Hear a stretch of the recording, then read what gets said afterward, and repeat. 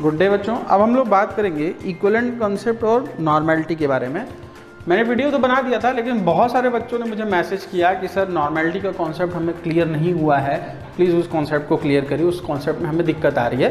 तो उन बच्चों के लिए मैंने एक स्पेशल वीडियो बनाया है जिसमें मैं सिर्फ और सिर्फ नॉर्मेलिटी और इक्विवेलेंस के रिलेशन की बात करूँगा। ठीक है, जैसा कि आप सब लोग जानते हैं, नॉर्मेलिटी का जो फॉर्मूला आपके बुक में दिया हुआ है, नॉर्मेलिटी का फॉर्मूला है equivalence divided by volume in litre. Equivalence divided by volume in litre. अब आपके पास एक फॉर्मूला आ गया है, normality is equal to equivalence divided by volume in litre. तो अगर हमारे पास ये इक्वेशन पहले से मौजूद है तो हम ये जानते हैं कि इक्विवेलेंस की जो वैल्यू होती है, इक्विवेलेंस की वैल्यू होती है weight divided by equivalent mass. क्या बोलते हैं इसको? Wait divided by equivalent mass. तो जरा इस इक्वेशन को इसमें पुट करिए तो अगेन जो नॉर्मेलिटी का नया इक्वेशन बनेगा वो बनेगा बेटा W by EM into volume of solution in litre. क्या बनेगा? Volume of solution in litre. अब देखो स्टार्टिंग से चलते हैं फिर से। नॉर्मेलिटी क्या है? Normality is equal to equivalence divided by volume in litre. Equivalence क्या है? W divided by EM। इस वैल्यू को हमने पुट कर दिया तो नॉर्मेलिटी का जो इक्वेशन हमारे पास आ रहा है, normality is equal to W divided by EM into volume in litre. अब EM क्या है? EM क्या है? इक्विवेलेंट मास है। इक्विवेलेंट मास को कैसे निकालते हैं? इक्विवेलेंट मास होता है molar mass divided by n factor. अब बहुत सारे बच्चों को n फैक्टर नहीं समझ में आया है, n फैक्टर को अभी मैं समझाऊंगा इस वीडियो में, लेकिन पहले इस कॉन्सेप्ट को देखो। हम स्टार्टिंग से फिर से ऊपर से नीचे तक आते हैं। Normality is equal to equivalence divided by volume in litre. Equivalence क्या है? W by EM। इस वैल्यू को हमने इस इक्वेशन में पुट कर दिया तो नॉर्मेलिटी बनी W by EM into volume in litre.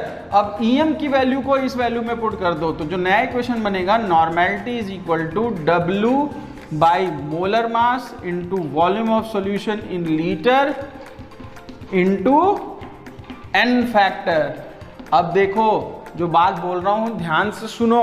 अगर इस पूरे इक्वेशन को एक साथ मर्जअप करो, मर्जर लो इनका, तो क्या ये मोलैरिटी का फॉर्मूला नहीं है? Weight divided by molar mass into volume in litre. तो हम क्या ये नहीं बोल सकते कि normality is equal to molarity into n factor. देखो कितना आसान हो गया हमारा इक्वेशन सॉल्व करना। मोलैरिटी क्या आ रही है, नॉर्मेलिटी क्या आ रही है? नॉर्मेलिटी मोलैरिटी के बीच में रिलेशन निकल गया। Normality is equal to molarity into n factor. अब हम n फैक्टर निकालना सीखेंगे। ठीक है, चलो n फैक्टर निकालने के लिए हम क्या करेंगे, हम कुछ स्पीसीज को कंसीडर करते हैं। बट पहले तुम इस पूरे फॉर्मूले को नोट कर लो, समझ लो। नहीं समझ में आया तो इस इक्वेशन को स्टेप बाय चलो, जैसे मैंने एरो बनाया, जैसे पुट किए हैं उस तरीके से उसको पुट करके उसको समझ के तब आगे बढ़ो। ठीक है, चलो अब हम n फैक्टर के बारे में समझते हैं कि n फैक्टर कैसे निकलेगा।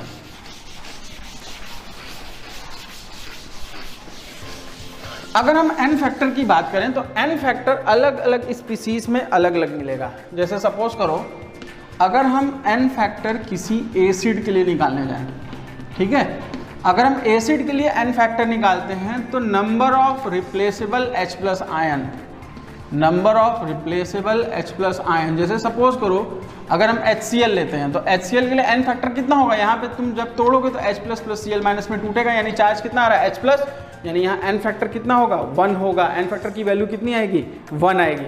हम अगर इसी चीज को किसी बेस के लिए अप्लाई करें तो बेस के लिए ये वैल्यू आएगी, बेस के लिए OH minus ion, replaceable OH minus ion आएगा। ठीक है, अगर ये चीज सॉल्ट के लिए हो तो नंबर ऑफ रिप्लेसेबल कैटायन और एनायन, या चार्ज ऑन कैटायन और एनायन, क्या लिखोगे? देखो एसिड के लिए क्या था? Number of H plus ion replaceable, number of OH minus replaceable and number of cation and anion और चार्ज रिप्लेसेबल। ठीक है, अगर आयन की बात करेगा, सिंपली एक आयन दे रखा है तो चार्ज ऑन आयन, आयन पे कितना चार्ज आ रहा है। और अगर हम किसी रेडॉक्स रिएक्शन में आपको ये चीज पूछें कि रेडॉक्स रिएक्शन में कितना होगा n फैक्टर, तो याद रखिएगा कि ऑक्सीडेशन में जितना लॉस ऑफ इलेक्ट्रॉन हुआ है और रिडक्शन में जितना गेन ऑफ इलेक्ट्रॉन हुआ है, वही क्या होगा, वही होगा आपका n फैक्टर। ठीक है, इसको पूरा नोट करिए, आपको n फैक्टर समझने में हेल्प करेगा। अब हम क्या करेंगे, अब हम एक एग्जांपल लेंगे समझने के लिए n फैक्टर को। ठीक है, एक बहुत ही इंपॉर्टेंट एग्जांपल है। कैसे है वो एग्जांपल, देखते हैं। सपोज करो कि मैं आपको KMnO4 देता हूं। क्या देता हूं बेटा, KMnO4। अब देखो इसके साथ खासियत क्या है, ये 3 अलग अलग मीडियम्स में 3 अलग अलग प्रोसेस शो करेगा। अगर KMnO4 को तुम H+ मतलब एसिडिक मीडियम में डालोगे तो ये Mn+2 बनाता है। क्या बनाता है, Mn+2 बनाता है। वहीं KMnO4- को अगर तुम OH- मीडियम में मतलब बेसिक मीडियम में डालोगे तो ये K2MnO4 बनाएगा। क्या बनाएगा, K2MnO4 बनाएगा। और वहीं अगर तुम इसको न्यूट्रल मीडियम में डालोगे तो न्यूट्रल मीडियम में ये MnO2 बनाता है। क्या बनाता है, MnO2 बनाता है। देखो 3 अलग अलग मीडियम में इसके पास 3 अलग अलग स्पीसीज बन रहे हैं।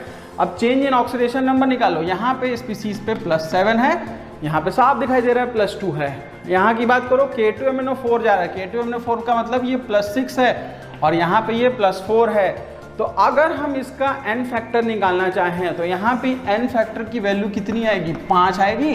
क्यों, 7 से 2 में गया, मतलब कितने इलेक्ट्रॉन का गेन किया इसने, 5 इलेक्ट्रॉन का। तो n फैक्टर की वैल्यू कितनी हो जाएगी, 5 हो जाएगी। अब समझ में आ गया आपको, +7 से +6 में जा रहा है, मतलब कितने इलेक्ट्रॉन गेन किया, 1 इलेक्ट्रॉन। तो यहाँ पे n फैक्टर की वैल्यू कितनी हो जाएगी, 1 हो जाएगी।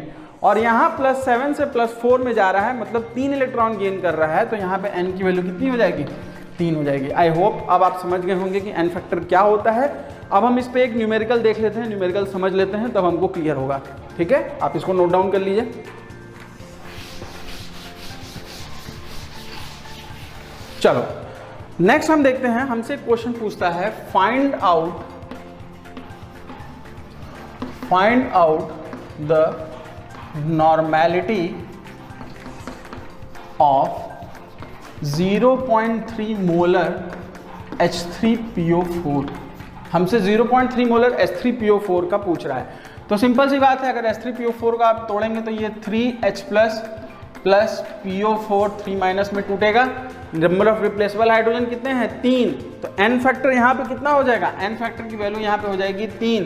तो यहाँ पे जो आपकी नॉर्मेलिटी आएगी n into molarity. n factor की वैल्यू कितनी है बेटा, 3 है, मोलैरिटी कितनी है 0.3, तो नॉर्मेलिटी कितनी आएगी 3 इंटू 0.3 मतलब 0.9 आंसर आएगा। यहाँ तो आप सही हो गए। चलो एक और क्वेश्चन मैं पूछता हूँ, find out the normality of 0.4 molar H3PO2, sorry H3PO3 कर लो, H3PO3।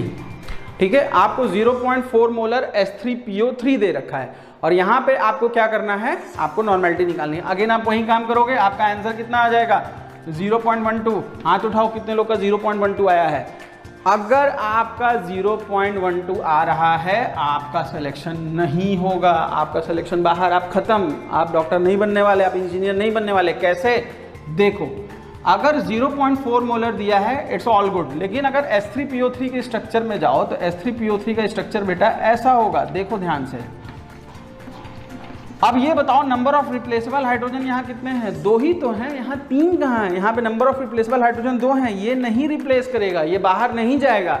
अगर नहीं जाएगा तो n की वैल्यू कितनी होगी 2 और मोलैरिटी हमको कितनी दे रखी 0.2, तो 2 इंटू 0.4 मतलब इसका आंसर कितना आएगा 0.8।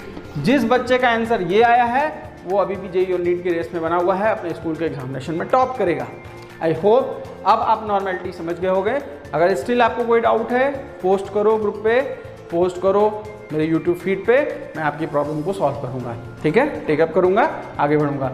वीडियोस को कई बार चला के देखो, जहां नहीं समझ में आता है कमेंट करो, प्लीज़ कमेंट करो, तभी मैं आपकी प्रॉब्लम सॉल्व कर सकता हूं, अदरवाइज मैं आपकी प्रॉब्लम सॉल्व नहीं कर पाऊंगा। ओके, जय हिंद। आपकी इजीनेस के लिए हम एक और न्यूमेरिकल देखते हैं नॉर्मेलिटी पे। ठीक है, जो थोड़ा सा आपकी प्रैक्टिकल बुक्स में और बाकी बुक्स में मिल जाएगा, एनसीईआरटी की बुक्स में। यहाँ पे क्वेश्चन दिया हुआ है कि 1.575 gram of oxalic acid A dibasic acid is dissolved in water and solution is dilated to 250 ml. Calculate the normality of oxalic acid solution. अब पहले ऑक्जेलिक एसिड के बारे में जानो। ऑक्जेलिक एसिड क्या है? COH मतलब अगर इसको तोड़ोगे तो यहाँ पे कितने H+ आयन मिलेंगे? 2 मिलेंगे। मतलब यहाँ पे N फैक्टर आपका कितना आ रहा है बेटा? N फैक्टर आपकी वैल्यू आएगी, N factor is equal to 2। अब जरा मोलर मास की बात करो। अगर मोलर मास तुम ऑक्जेलिक एसिड का निकालने जाओगे तो ऑक्जेलिक एसिड का जो मोलर मास आएगा वो कैलकुलेट कर लो। 2 ऑक्सीजन है 24, आपके पास 4 ऑक्सीजन है, 2 कार्बन है 24, 4 ऑक्सीजन है 64 और 2 हाइड्रोजन है। तो आपका टोटल मिला के जो मास आएगा वो कितना आएगा? 126 आएगा। कितना आएगा बेटा? 126 आएगा। अच्छा, ऐसा क्यों आ रहा है? क्योंकि ऑक्जेलिक एसिड जो होगा वो सिर्फ और सिर्फ COH नहीं होगा। ऑक्जेलिक एसिड के साथ आपको एक एडक्ट भी मिलता है जिसको हम लोग बोलते हैं 2H2O। कैसे 2H2O? जब आप इसको रखेंगे तो ये आपको इस तरीके से मिलेगा, COH2H2O। इसको हम लोग क्या बोलते हैं? Water of crystallisation. क्या बोलते हैं? Water of crystallisation. ये मॉलिक्यूल को स्टेबल बनाता है। जब आप क्लास 12th में आएंगे तो कोऑर्डिनेशन केमिस्ट्री चैप्टर में मैं इसका रोल भी आपको समझाऊंगा कि इसका क्या रोल है, ठीक है। तो अगर इसके 36 को ऐड कर दीजिए तो इनका 100 और ये मिला के आपको क्या बन जाता है? 90 और हाँ 36 मिला के आपको क्या बन जाएगा? ये टोटल मास आपको बनेगा 126। तो ये तो हो गया ऑक्जेलिक एसिड का मॉलिक्यूलर मास। लेकिन हमको मॉलिक्यूलर मास नहीं चाहिए, हमको क्या चाहिए? इक्विवेलेंट मास चाहिए। इक्विवेलेंट मास क्यों चाहिए? क्योंकि इक्विवेलेंट मास से ही हम इक्विवेलेंस को डिराइव करेंगे। किसको डिराइव करेंगे? इक्विवेलेंस को डिराइव करेंगे। और इक्विवेलेंस जब डिराइव होगा तो हम नॉर्मेलिटी का इक्वेशन लिखेंगे। Normality is equal to equivalence divided by volume of solution in litre, ठीक है। चलो, तो अगर इक्विवेलेंस को हम डिराइव करना चाहें तो इक्विवेलेंट मास निकालने के लिए हम क्या करेंगे? 2 हाइड्रोजन है तो 126 डिवाइडेड बाई 2, वैल्यू कितनी आएगी? 63 आएगी। वैल्यू आपकी यहाँ पे कितनी आएगी? 63 आएगी। अब ये वैल्यू आपको पता चल गई कि 63 है और साथ ही साथ आपको ये भी पता है कि जो आपको मास इन ग्राम दे रखा है, मास इन ग्राम कितना दे रखा है? 1.575। तो 1.575 आपका गिवन वेट है। क्या है बेटा? गिवन वेट है। और इक्विवेलेंट वेट इसका कितना है? 63। जब आप इसको सॉल्व करोगे तो जैसे मोल आता था वैसे इक्विवेलेंस आएगा। इस वैल्यू को सॉल्व करो, नहीं भी सॉल्व करना तो आप इसको डायरेक्ट इक्वेशन में पुट कर सकते हो। तो नॉर्मेलिटी का इक्वेशन क्या बनेगा? नॉर्मेलिटी बनेगी 1.575 divided by 63 divided by volume of solution in litre है। लेकिन यहाँ पे ध्यान से देखो क्या है? 250 ml। तो क्या हम इसको 0.250 लिख सकते हैं? इस पूरे इक्वेशन को सॉल्व करो, आपका आंसर 0.1 नॉर्मल के आसपास आएगा। सॉल्व करके देख लो, ठीक है। आई होप अब आपको नॉर्मेलिटी का इक्वेशन समझ में आ गया होगा और इससे मिलते जुलते इक्वेशन अब आप सॉल्व कर पाएंगे, ठीक है। चलो एक और देख लेते हैं। चलो अब हम लोग अगला न्यूमेरिकल देखते हैं। अगले न्यूमेरिकल में हम लोग ये देखेंगे, न्यूट्रलाइजेशन रिएक्शन हमको दिया हुआ है। ये इक्वेशन मैंने जानबूझ के उठाया क्योंकि इस तरह के क्वेश्चन आपको बहुत मिलेंगे आपके एग्जामिनेशंस में कि 100 ml of 0.01 molar S3PO3 is completely neutralized by 50 ml of calcium hydroxide. What is the molarity and normality of calcium hydroxide solution?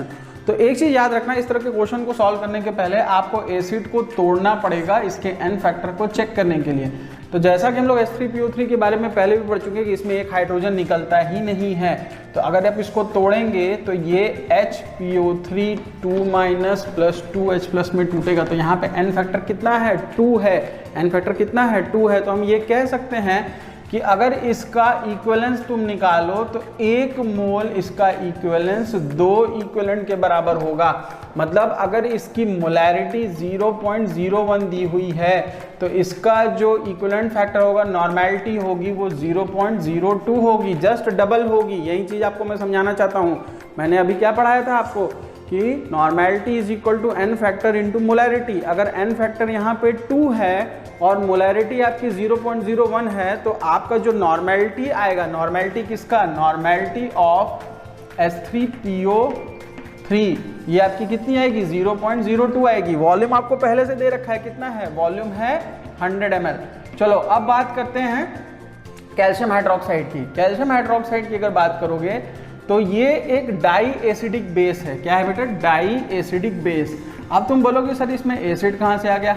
Die acidic base का मतलब ये हुआ बेटा कि हम बेस की एसिडिटी बताते हैं और एसिड की बेसिसिटी। जैसे अगर मैं HPO3 की बात करता या H3PO3 की बात करता तो मैं इसको बोलता कि ये एक डाई बेसिक एसिड है। ठीक है, ये क्या है, एक डाई बेसिक एसिड है। मतलब अगर इस एसिड को आप बेस के साथ न्यूट्रलाइज करने जाइए तो ये 2 OH- को क्या कर देगा, न्यूट्रलाइज करेगा। उसी तरीके से अगर आप कैल्शियम हाइड्रोक्साइड को बेस के एसिड के साथ ले जाइए तो ये 2 एसिड के एटम्स को क्या करेगा, H+ को क्या करेगा, न्यूट्रलाइज करेगा। इसलिए इसको हम लोग क्या बोलते हैं, डाई एसिडिक बेस।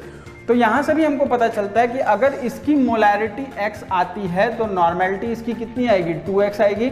इतना फैक्टर हमको भी पता चल गया। और वॉल्यूम हमें पहले से पता है, वॉल्यूम कितना है, volume is equal to 50 ml है। चलो अब हम यहाँ पे एक इक्वेशन लगाते हैं, उस इक्वेशन का नाम है N1V1 is equal to N2V2। क्या बोलते हैं बेटा, N1V1 is equal to N2V2।